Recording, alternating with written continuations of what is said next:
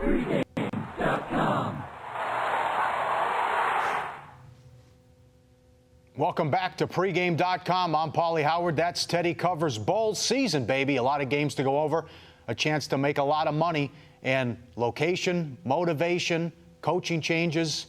We'll break it all down coming up for you today. Let's start with momentum at the end of the season and a strong ATS record in the regular season. If that matters, does it carry over? And what does it mean how Wiseguys attack bowl games? Sure. When we're talking about professional bettors and what we're looking for during bowl season, it's real simple. The end of the regular season matters zero, not one iota. We talk about, they're coming in with momentum. Mm-hmm. Guess what? You have 2 weeks, 3 weeks, a month off between your last game and your bowl game. Doesn't carry over. None of it carry over. In fact, teams with very strong point spread records. Think about Florida State last year and their incredible point spread run. Mm-hmm. What happened in their bowl game? They came in overvalued. The teams with great ATS results in the regular season often come in overvalued to the bowl games. You're not talking about a situation where regular season ATS success carries over into bowl season. Similarly, you have teams that, have come into bowl season, they lost 3 in a row, or they had a miserable time down the stretch. Guess what?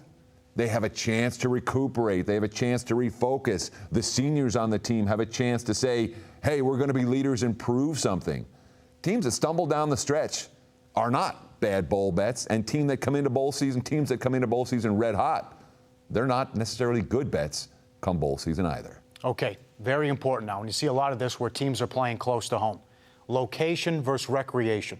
How important is it that I'm playing 2 hours, an hour away, essentially a home game?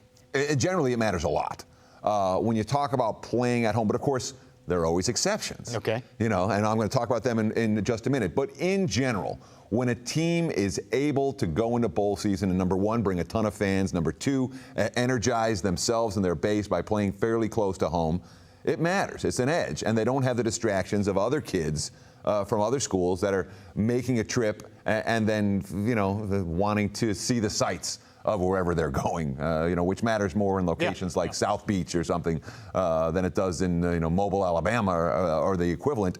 But there's certainly a power rating change and a line change based on locations when teams are playing close to home. Of course, there are exceptions. Look at Stanford this year, who's, gets to sleep in their own beds the night before and the night after their bowl game. They're playing in Santa Clara in the 49ers' new stadium. Yeah. But here's a Stanford team that each of the last 4 years has played in a BCS bowl game, played in the Rose Bowls and Fiesta Bowls and the likes, and now they get to stay at home and play a Maryland team that isn't very good. And you wonder sometimes about the motivation in those kind of situations, because when it comes to bowl handicapping, nothing trumps motivation.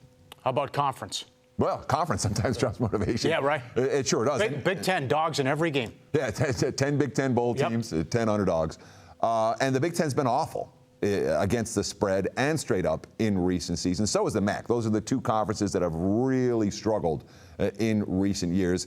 What I like to do come bowl season, and I do this every year, I keep a running chart, wins and losses by conference.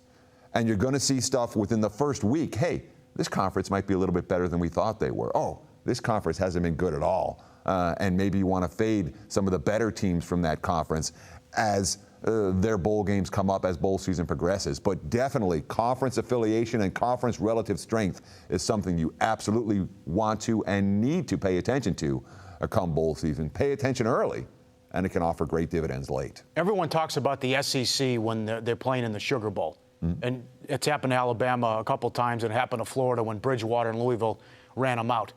Will that happen this year with TCU and Baylor? Baylor has a home game, but are they going to be up for the game with the Dream Crusher, knowing that, hey, we were supposed to play for the playoff, at least one of us, and now we're out, we're not even in the Big Four? Yeah, I worry more about TCU than about Baylor, simply because Baylor is playing very close to home.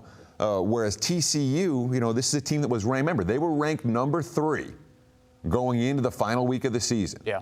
They won their game 55-3, and they got absolutely fisted, up the you-know-what. Yes. I could say it. We're not in there. They got hosed, man, and they know it. And I worry about Gary Patterson's ability to get that team up, because from a power rating perspective, you say TCU 3 against Ole Miss. Wow. That's one that stands out. But at the same time, Alabama was short chalk to Oklahoma last year, and we know what happened in that ball game. The teams that get hosed oftentimes have trouble getting up, even when they have great coaches. Nick Saban couldn't get his Chargers up last year. And 17-point favorite. Yeah. That's what I'm saying. I mean, it happens. It's not unusual to see the team that's not thrilled about where they're going, the team that feels that the process did not serve them well, to come up a little bit flat in their bowl game. How about another one? Dogs with the strength of schedule edge. Yeah, and that's one that certainly is time tested.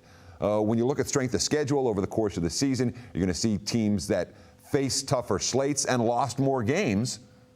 They're underdogs against teams that faced weaker slates. And boy, when you're talking about a team that is catching points, that has faced the tougher competition, they're battle tested. And there are some really good examples of that this year. But you guys got to do a little research on your own. I can't give you all the winners over here. But that's certainly something that people look for, that wise guys look for. They want underdogs with a stronger resume, a stronger strength of schedule, even if they have more straight-up losses than their opponent. Anything else on there? No, there's a ton of stuff on this list. 15 things on there. What else? We got a turnover differential. Yep. There are a lot of teams, and I'm going to list off a bunch of them here, that had plus 12 or better in turnovers this year. Turnover differential does not carry over to bowl games. We're talking about Michigan State, TCU, Oregon, Georgia, Louisiana Tech, Baylor, Memphis, Arizona State, Washington, Northern Illinois, all at plus 12 turnover margin or better this year. On the bottom end of the spectrum, how about West Virginia getting to a bowl game with a minus 15 turnover ratio? They might be better than people think. Oklahoma State was minus 8. Texas A&M was minus 7. Virginia Tech and Wisconsin both minus 6. All those teams might be a little bit undervalued when it comes to bowl season because, again, that turnover differential doesn't necessarily carry forward. Coaching changes. Wisconsin, Colorado State, Nebraska, Pitt, Florida, Houston. All the coaches have been out, left, whatever it may be. How tough is that where you're coming in with a guy who's going to filling in and you don't know who the coach is going to be? If you can run that down. It's very tough. But the answer for coaching changes, and first of all, coordinator changes probably matter every bit as much, if not more. And that's something that you have to pay attention to, is look to see which coordinators are leaving to take other jobs and what adjustments are going to be made with either the offense or defense now that their coordinator's gone. That matters a lot. With the coaching changes, it really is a case-by-case basis. There is no broad overview that wise guys take when it comes to, hey, the head coach left for another job, or the head coach got fired, as is the case. Yeah. Houston Pitt, Paul Chryst left for another job, and Tony Levine got fired. Mm-hmm. There's not much difference between the two when it comes to how teams react to the loss of their coach, and there's no broad overview perspective. You can say, always bet on these teams or always bet against these teams. It is absolutely a case-by-case basis. And in a case-by-case basis, the only way to get the job done is to go through the local papers, look for player quotes, look for the quotes from the team leaders. How are they responding to the coaching change will often give you a good hint on how the team as a whole is responding. Nice work, Teddy. Good information. Hope you make some money out there. And again, thank God you can bet on these games, because there's some awful matches. They're unwatchable otherwise. Oh, my God. Unwatchable. You're right. 7-6, 6-6. Horrendous. Good luck out there. Thanks for watching on pregame.com.